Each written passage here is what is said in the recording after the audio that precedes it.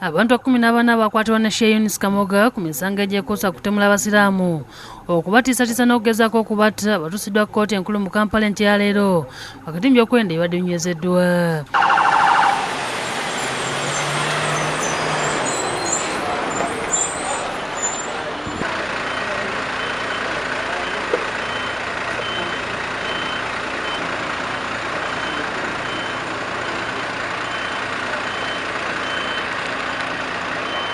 Basoose kuwummuzibwa mu kimu ku bisenge ebiri ku kkooti eno n'oluvannyuma n'oleetebwa mu kkooti y'abalamuzi abasatu okuli Jane Kigundu, Pasatu Haise ne Ezekiel Muhanguzi mu nessawa yonna agenda kuwummula.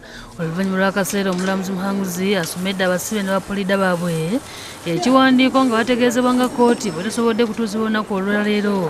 Oluvannyuma lw'abayambi ba kkooti bayite ba court assessors obutalabikako awatali nsonga yonna eweereddwa. Omulamuzi era ategeeza nga n'omujulizi omu abadde aleeteddwa bw'atagenda kuwa bujulizi. Amawulire gano gennyamizza abasibe ne bapuliida baabwe abakulembeddwamu Fred Muwema ne Twa Mayanja era oluvannyuma lwa kkooti boogeddeko ne bannamawulire. Era kitunakuwaza omwe baklayenti baffe twaze tuli beetegefu okuwulira omusango nga tusuubiza abajulizi basatu naye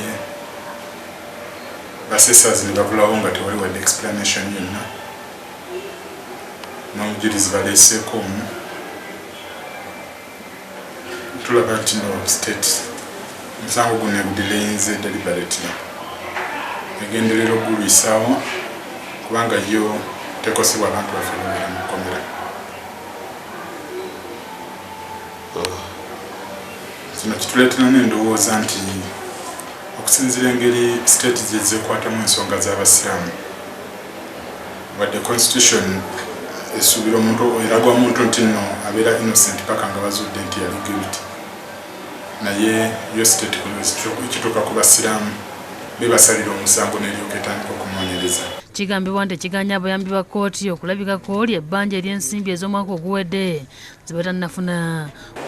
Kkooti etutegeezezza nti temanyi nsonga lwaki tebazze ne tukiwuliddeko mu nkobo za kkooti nti baseesa badde babanja ssente zaabwe okuva omwaka oguwedde nga tebasasula.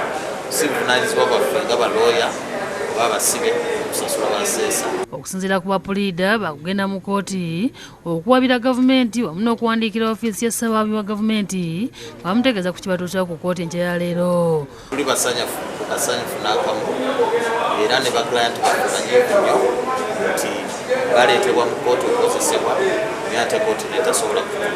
Tujja kuwandiikira ofiisi ya DPP tuwandikire ne kkooti nga twemulugunya kubanga omusango bagongeddeyo kumpi wiikisi 2.